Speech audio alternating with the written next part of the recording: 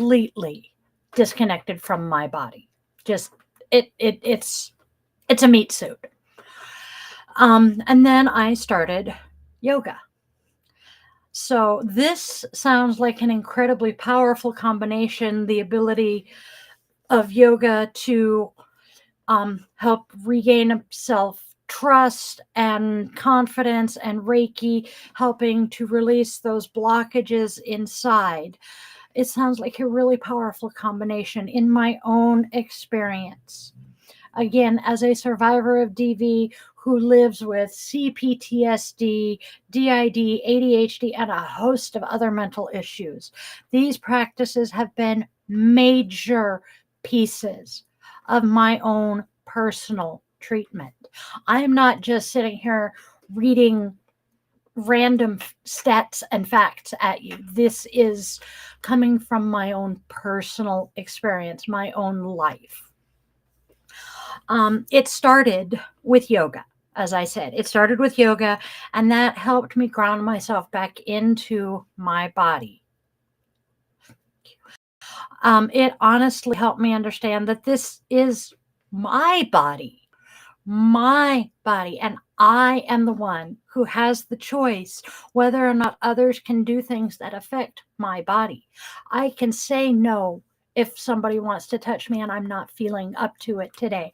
I can say no if someone is asking me to do emotional labor or mental labor and I'm not up for it. I have that right to say no.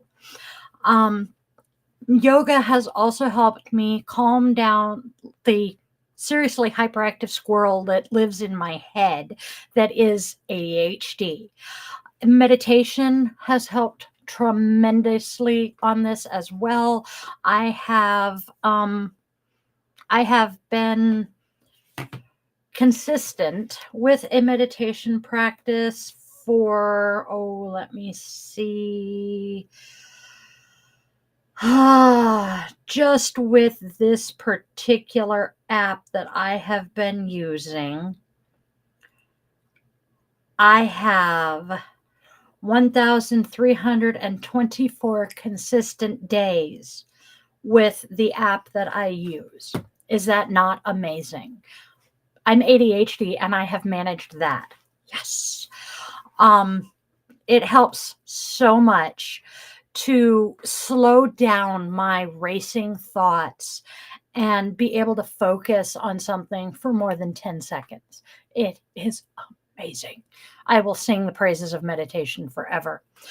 Now, some advice for someone exploring yoga and Reiki for mental wellness would be start slowly. I know you want to just jump in with both feet and, go balls to the wall, pedal to the metal. I'm here for this. You'll burn yourself out real quick. Yoga is not something that you just jump in and start being able to show off crow pose. For those of you who don't know, crow it's an arm balance where you're kind of folded in on yourself and you're balancing on your hands. It's a popular one. You know what? It's one that you will frequently see pictures of, but give me just one quick second and I will pull up. Also, you're not going to be doing handstands or headstands. And yes, you cannot just, as a former friend said, I cannot just give you the poses that you need to do to magically feel better. It is a lifestyle. It is a philosophy. It is so much more than just the asana. And let me tell you, that in and of itself, that knowledge has helped me immensely. It is the focus and the discipline that allow you to build up to doing the poses that you see the pictures of on Instagram. And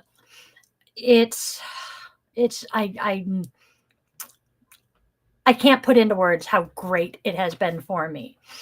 Um, my personal practice, I can tell when I fall off the mat for a while. I start getting more sluggish and just icky feeling, and my brain gets muddled, and ugh, I just feel like dirt.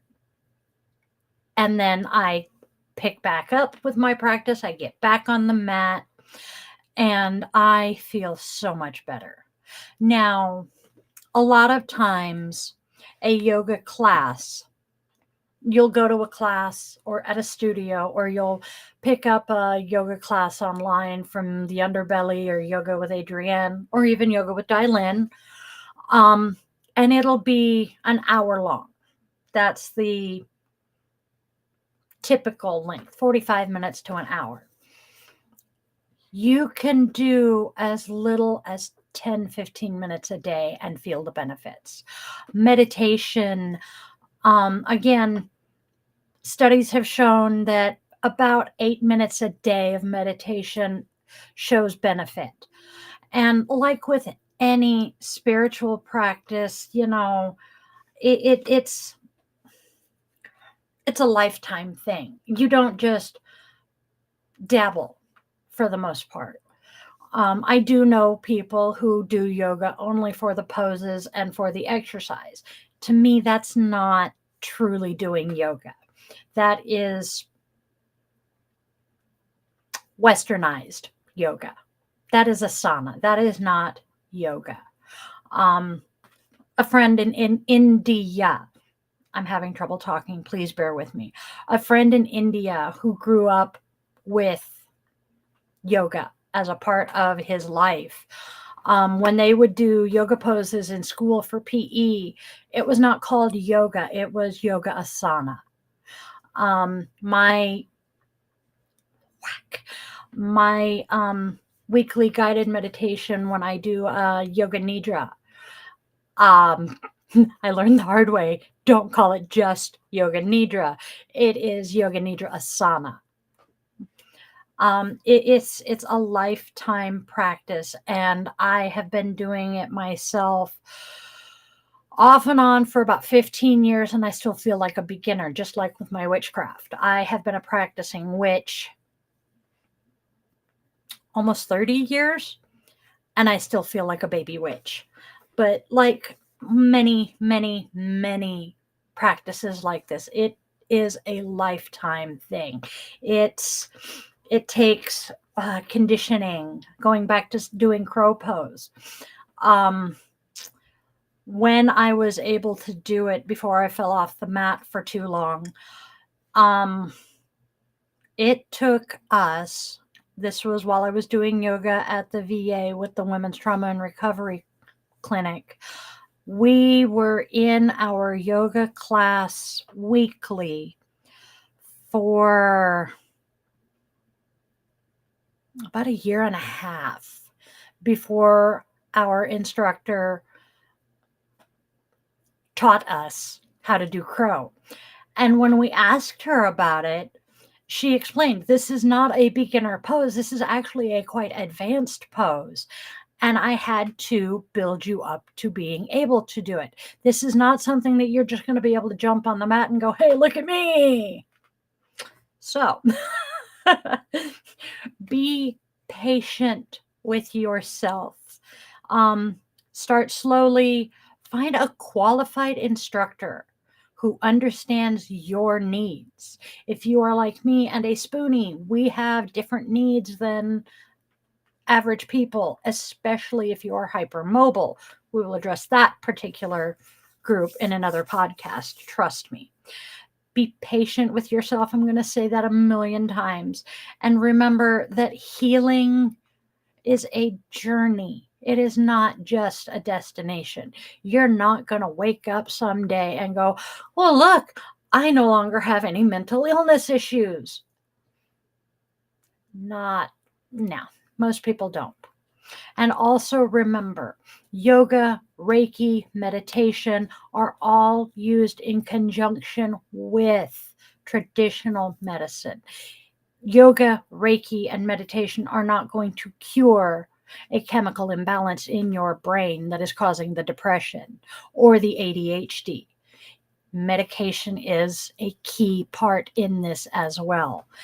And also, if you or someone you know is struggling with mental illness or living with domestic violence, please, please remember there is help out there.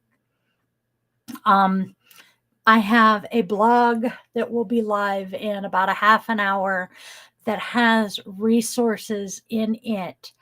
And I will tell you some of them. We have, the suicide hotline at, I have to scroll and find it. The National Suicide Prevention Hotline is 988. You can call that. And if you are a veteran, it gives you the option to press 1, I believe, for, those of us who are super special. There is a number you can text. Shoot, I cannot remember it. Give me just a second. I meant to have that up for you. But you can text the Suicide Prevention Lifeline. The National Domestic Violence Hotline is 800-799-SAFE 7233. Please, if you are living with domestic violence, reach out. It does get better. And then if you're an LGBTQIA person who is struggling with mental health, reach out to the Trevor Project at 866-488-7386. There are people to help. And that, my friends, is our podcast for today. Hey, I kept it short. How about that? Oh, yep. So, please, spread love, spread joy, spread kindness. We're all dealing with shit.